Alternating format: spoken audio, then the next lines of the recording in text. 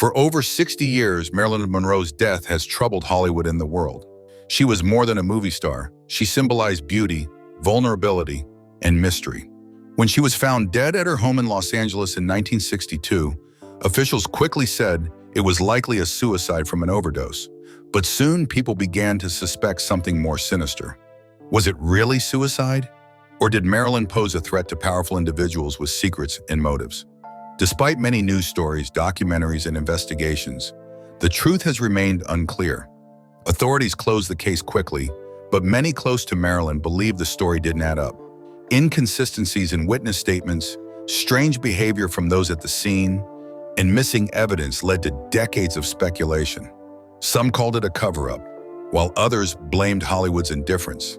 A few even hinted at political figures who were never supposed to be linked to her. Now, new information is coming to light about this infamous death. Recent interviews, re-examined records, and new testimonies suggest that Marilyn Monroe's fate was not just tragic, it might have been intentional.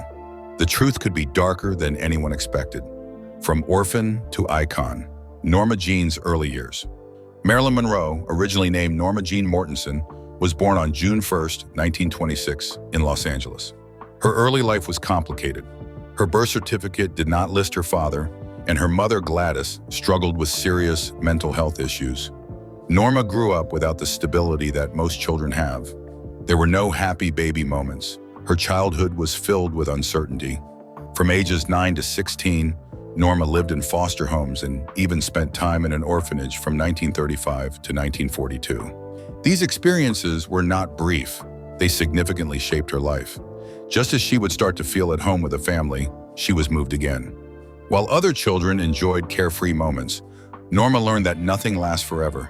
She had to adapt to survive. The orphanage provided basic needs like shelter and rules, but it lacked warmth. Gladys was mostly absent due to her hospital stays, and without a father, Norma became a ward of the state. These early years created deep-seated trust issues and left her questioning her identity, feeling she hid behind her beautiful smile. It was tough training that helped her become charming while feeling lost. In June 1942, at just 16 years old, Norma made a life-changing decision. She married James Doherty, a 21-year-old from her neighborhood. This marriage was not based on love, it was a strategy. Her latest foster home was ending, and she wanted to avoid returning to the orphanage. Marriage offered her a way out, allowing her to feel more secure and grown up, though she was still just a kid inside. Instead of finding safety, she just bought some time. During World War II, James went to serve with the Merchant Marines, leaving Norma on her own in California.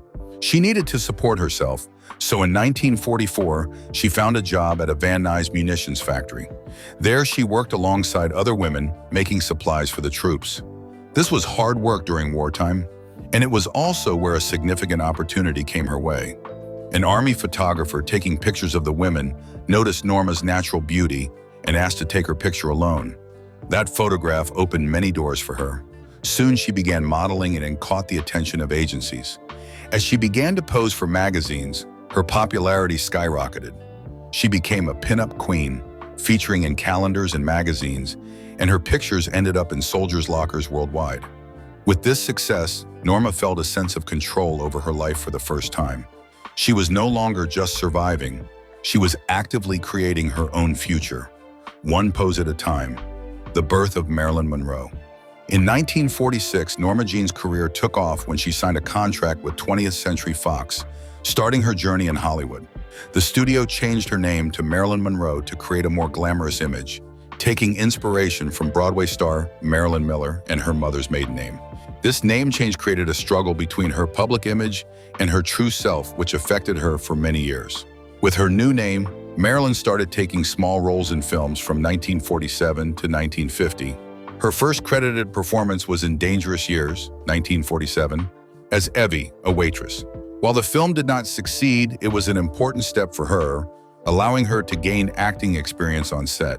Marilyn kept building her career with small roles, learning how the film industry worked.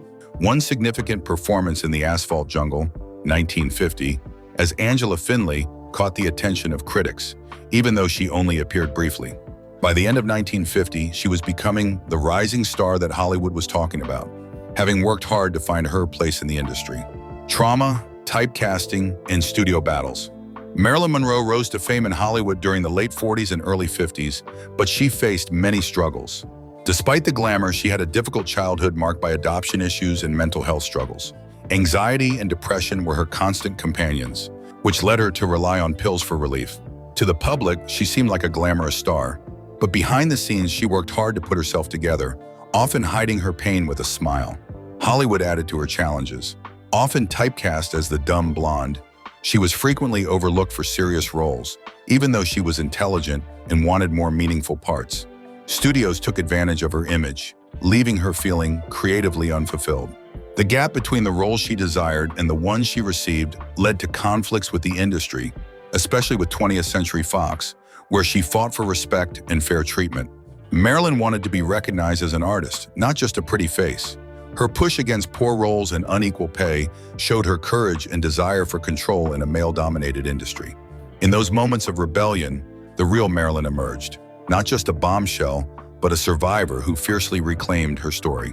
Marriages, addiction, and emotional collapse. Even as Marilyn's fame grew in the late 40s and early 50s, she struggled with childhood issues. The challenges from her time in foster care and her mother's mental health problems haunted her success. She dealt with anxiety and constant depression, which came from a childhood that taught her never to feel secure. Sleep was hard to come by, so she turned to pills for escape. Rejection and criticism hurt her deeply, reminding her of her past. To her fans, she seemed like an unbreakable goddess, but behind the glamour, she fought to stay afloat. Hollywood labeled her as a dumb blonde, valuing her looks over her intelligence. Marilyn wanted to play more meaningful roles, but often received the same shallow characters. This left her feeling unfulfilled. Despite her talent, good opportunities were rare. Tensions grew with 20th Century Fox as they treated her poorly, paying her less than her male counterparts. Marilyn was not just a product. She was an artist fighting for her voice and trying to change the rules in a male-dominated industry. Her defiance called for recognition of her own story. Love's wreckage, divorces, demons, and the slow burnout. Marilyn's struggle for control affected her deeply. She wanted steady love, but it always seemed out of reach. Her honesty in front of cameras made her appealing, but it hurt her personal life, turning relationships into conflicts. All three of her marriages ended painfully, with each hopeful attempt overshadowed by her fame and past issues. Her marriage to Joe DiMaggio felt like a dream, but his possessiveness created tension with her career, leading to jealousy and blame. After just 9 months, she left him, citing mental cruelty, which left lasting wounds. Her later relationships had similar problems, with love feeling like a haunting disappointment. She also battled substance use issues, taking pills for anxiety and drinking to cope. What began as a way to escape turned into a trap, causing her panic and exhaustion. Her late-night calls and missed appointments hurt her reputation. Her roles, often as naive sex symbols, widened the gap between her public persona and her personal struggles.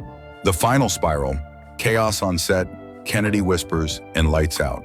By the end, her problems became too much to handle. The girl who once charmed everyone was losing herself amid chaotic sets, late arrivals, and endless takes. Crew members sighed and called her difficult, but underneath it all was a person battling childhood trauma, drug issues, and heartbreak. Drugs took over her life, making her insomnia, fear of failure, and negative thoughts worse. Studios built her up but also blamed her for setbacks. Rumors about her relationships with JFK and RFK brought excitement but showed her need for validation. In 1953, her roles in Gentlemen Prefer Blondes and How to Marry a Millionaire made her famous. By 1955, she moved to New York to study acting with Lee Strasberg. In 1956, she married playwright Arthur Miller, but their differences soon caused problems. While working on Something's Got to Give in 1962, she dealt with health issues and eventually were fired. On August 5, 1962, at age 36, she died, with barbiturates likely causing her death. Her sudden passing shocked the world, as she remained a misunderstood icon of beauty and tragedy. Monroe's death led to rumors of foul play, especially related to her connections to the Kennedys. Dr. Greenson, who found her, mentioned feelings of abandonment from RFK. Conflicting accounts and forensic evidence raised more questions than answers. Peter Lawford remembered her last call and felt regret for not stepping in. A 1992 investigation ruled out murder but pointed out police errors. Seymour Hersh's book, Dark Side of Camelot, revealed diary entries that suggest a cover-up to protect the Kennedy family's reputation. Was Monroe a tragic figure or a silenced voice? Her death remains a deep mystery, making us think about her unrealized potential.